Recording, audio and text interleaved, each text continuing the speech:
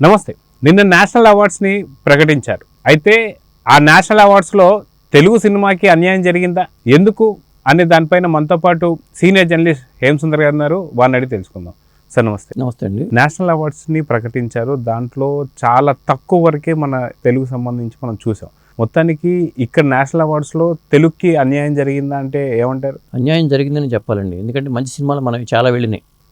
కాకపోతే ఏంటంటే పోయినసారి మనకి జాతీయ ఉత్తమ నటుడిగా అల్లు అర్జున్ ఎంపిక అవ్వటం అనేది విశేషం. ఈసారి ఉత్తమ ప్రాంతీయ చిత్రంగా కార్తికేయ 2కి వచ్చింది. అది ఒక్కటి తప్పితే ఇంక ఎటువంటి అవార్డు తెలుగు వాళ్ళకి లభించాల. దీనికి ప్రధాన కారణం జ్యూరీలో మన వాళ్ళు లేకపోవడం అనొచ్చు. ఈసారి జ్యూరీలో మన వాళ్ళు లేరు.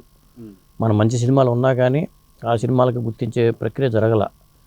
అయితే ఒకటి ఏంటంటే అక్కడ రిషబ్ శెట్టికి కాంతారాకి నటుడు అతనికి ఉత్తమ నటుడిగా జాతీయ అవార్డు రావటం అనేది అది ఖచ్చితంగా జెన్యున్గా జరిగిందని చెప్పుకోవాలి. ఎందుకంటే అద్భుతమైన నటన అతను చూపించాడు కాబట్టి రిషబ్ శెట్టికి రావటం అనేది మంచిది. అలాగే ఆటం అనే సినిమా మలయాళం సినిమా జాతీయ ఉత్తమ చిత్రంగా అవార్డు వచ్చింది. ఆ సినిమా కూడా మంచిదే. అంటే చిన్న కథని ఇంట్రెస్టింగ్గా చెప్పడంలో డైరెక్టర్ సక్సెస్ అయ్యాడు. అక్కడ ఒక కళాకారులు 12 మంది ఒక టీము. ఆ టీంలో ఒక లేడీ ఉంటే ఆ లేడీ పట్ల అనుచితంగా ప్రవర్తించిన వ్యక్తి ఎవరు అని పట్టుకోవటం మీదే సినిమా అంతా నడుస్తుంది. లైన్ చిన్నదే కానీ అందరం చూస్తే అనుమానం పడతాం. అవేగాళ్ళు సినిమాలో అసలు ఎవరు హత్య చేశాడని సినిమా మనకి అనుకుంటామో ఈ అమ్మాయిని అసభ్యంగా ప్రవర్తించిన వ్యక్తి ఎవరు అని పట్టుకోవడానికి కోసమే సినిమా నడిపాడు. కానీ ఎవరిని చూసినా ఇతనే చేశాడని వాటికి డౌట్ వచ్చేలాగా ఆ డైరెక్టర్ స్క్రీన్ ప్లే కానీ అతను చెప్పిన తీరు కానీ చాలా ఆకట్టుకునేలా ఉంది. అందుకని జాతీయ ఉత్తమ చిత్రంగా ఆటంకి రావడంలో ఎటువంటి లోపం లేదు. కాకపోతే ఇతర చాలా కేటగిరీస్ ఉన్నాయి మనకి. కానీ కార్తికేయ 2కి రావడానికి ఏంటంటే శ్రీకృష్ణుడు మనకు ఒక దాంట్లో ఒక నీతి ఉంది కాబట్టి ఆ డైలాగ్స్ ద్వారా మన అనుపమ్ ఖేర్ పాత్ర ద్వారా కొంత మెసేజ్ ఉంది కాబట్టి కార్తికేయ 2 గుర్తించారు. కానీ లేకపోతే కార్తికేయ 2 కూడా పక్కన పెట్టేసేవాళ్ళే. అంటే కార్తికేయ 2 కూడా ఒక ప్రాంతీయ మూవీ కింద చూసారే తప్ప తెలుగు స్ట్రైట్ మూవీ కింద అయితే అవార్డు వచ్చిందా లేదంటే ఏం చెప్తారు? తెలుగు స్ట్రైట్ మూవీగా రాలేదు. అది కూడా ఉత్తమ ప్రాంతీయ చిత్రంగా మాత్రమే దాన్ని ఎంపిక చేశారు. అంతవరకు ఇచ్చి మీరు దీంతో సంతృప్తిపడని చెప్పారు. మన తెలుగు సినిమాలు వెళ్ళిన సినిమాలు చూసుకుంటే అక్కడికి రైటర్ పద్మభూషణ్ సినిమా వెళ్ళింది. అలాగే సీతారామం అది మంచి సినిమా, వైజయంతి వాళ్ళ బ్యానర్లో వచ్చిన సినిమా. దానికి ఏదో ఒక కేటగిరీలో అవార్డ్స్ రావాలి కానీ రాలేదు. అంటే సుందరానికి విరాటపర్వం అంటే కొద్దిగా నక్సలిజం మీద చెప్పారు కాబట్టి అది నక్సలిజాన్ని వాళ్ళు యాక్సెప్ట్ చేయరు కాబట్టి ఆ పక్కన పెట్టుంటారు. ఇక యశోద ఇది కూడా ఒకటి పంపించారు. రాధేశ్యామ్ పంపించారు. సర్కారు వారి పాట పంపించారు. మర్రి చెట్టు అనే సినిమా పంపించారు. కుదిరాం బోసు ఇట్లు మారేడుమిల్లి నియోజకవర్గం ఒకటి. కార్తికేయ 2కి ఎట్లాగో ఉత్తమ ప్రాంతీయ డీజే టిల్లు పంపించారు.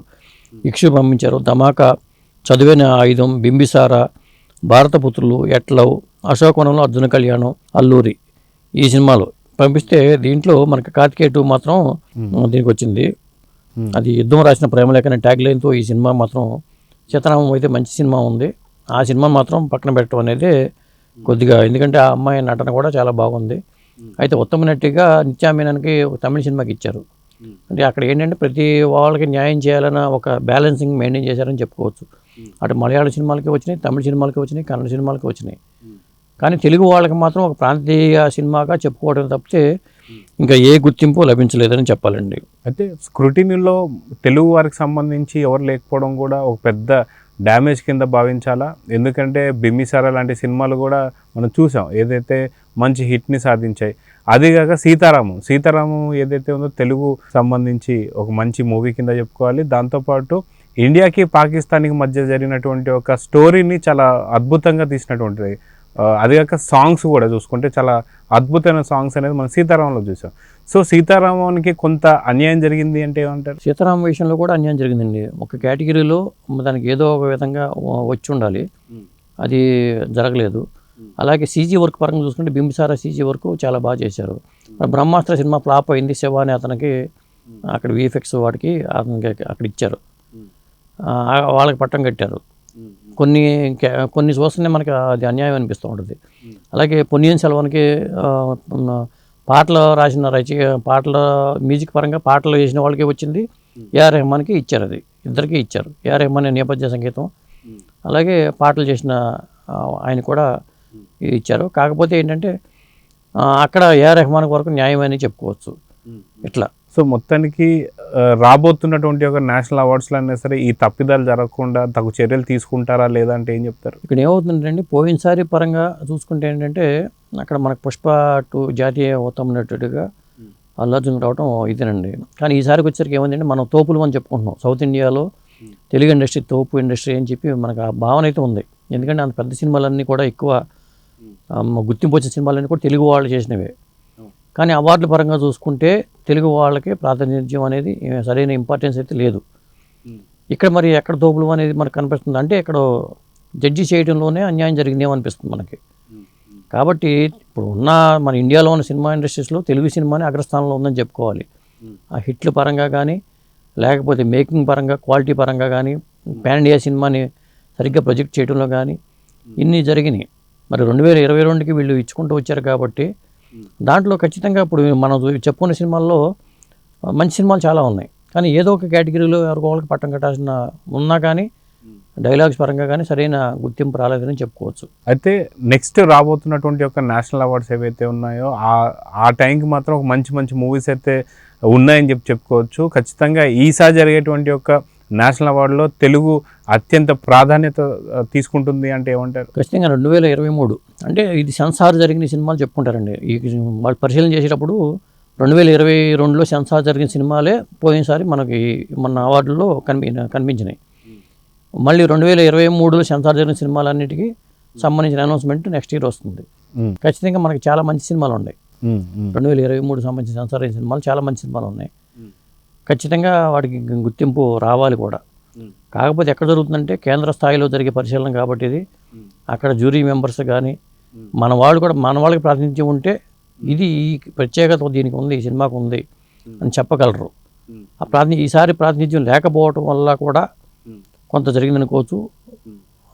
లోటు అయితే కనిపించింది స్పష్టంగా. అయితే పరిశీలన విభాగంలో మనకు సంబంధించి మన సినీ మెంబర్స్ కూడా ఉండడం అనేది ఖచ్చితంగా ఉండాల్సినట్టు. ఎందుకంటే మనకు అంతంత మంచి సినిమాలు ఉన్నా సరే వాటికి ప్రాముఖ్యత మన భాషాపరంగా చెప్పడం కూడా ఒక ఇంపార్టెంట్. అంతే కదా. అప్పుడు పాన్ ఇండియా సినిమా అన్నప్పుడు తెలుగు, తమిళం, కన్నడం, మలయాళం, బాలీవుడ్ అంటున్నారు. కనీసం ఈ 5 భాషల నుంచి కూడా రిప్రజెంటేషన్ ఉంటే సరైన ప్రాతినిధ్యం ఉంటే ఖచ్చితంగా జరుగుతుందండి.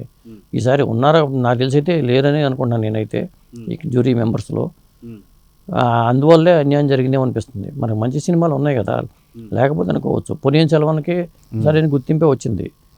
మరి కార్తికేయ 2 అనేది ఒక ఉత్తమ ప్రాంతీయ చిత్రంగానే ఇచ్చారు. కానీ కార్తికేయ 2లో డైలాగులు మంచి మంచి డైలాగులు ఉన్నాయి. డైలాగ్ రాసిన మణిబాబు కరణం అద్భుతంగా రాశాడు. అనుపమ్ ఖేర్ పలికిన డైలాగులు చూస్తే మనకి చాలా అద్భుతంగా అనిపిస్తుంది. చెప్పాలంటే డైలాగ్స్ పరంగా కూడా కార్తికేయ 2లో ఒక మెసేజ్ ఉంది. ఉత్తమ ప్రాంతీయ చిత్రంగా ఎంపిక చేశారు సరే, కానీ ఆ మెసేజ్, ఆ డైలాగ్స్ దాంట్లో ఉన్న గొప్పతనాన్ని కూడా గుర్తించాలి కదా మనం. అక్కడ అన్యాయం జరిగింది. సో మొత్తానికి వచ్చే నేషనల్ అవార్డ్స్లో ఖచ్చితంగా తెలుగు అత్యంత ప్రాముఖ్యమైన స్థాయిలో ఉండబోతుందా అంటే ఏమంటారు? ఖచ్చితంగా 2023, 2024 కూడా 2024లో కూడా మంచి సినిమాలు ఉంటాయి. నెక్స్ట్ టైంలో మన హనుమాన్ సినిమా కానీ మరి ఇప్పటిదాకా వచ్చిన సినిమా కల్కి కానీ ఇవన్నీ మరి కేటగిరీలోకి వెళ్తే కంపల్సరీగా భవిష్యత్తులో అయితే తెలుగు సినిమాకి సరైన గుర్తింపు మళ్ళీ లభిస్తుందని అనుకుంటున్నాను నేనైతే. సో చూద్దాం సార్. మొత్తానికి గతంలో వచ్చినటువంటి నేషనల్ అవార్డు అల్లు అర్జున్తో సరిపెట్టుకోమని చెప్పేసి అన్నట్టుగా కనిపిస్తుంది. కానీ ఈసారి ఉత్తమ అవార్డు వచ్చినటువంటి ఒక కార్తికేయ 2కి మన అభినందనలు తెలుపుదాం. నమస్తే.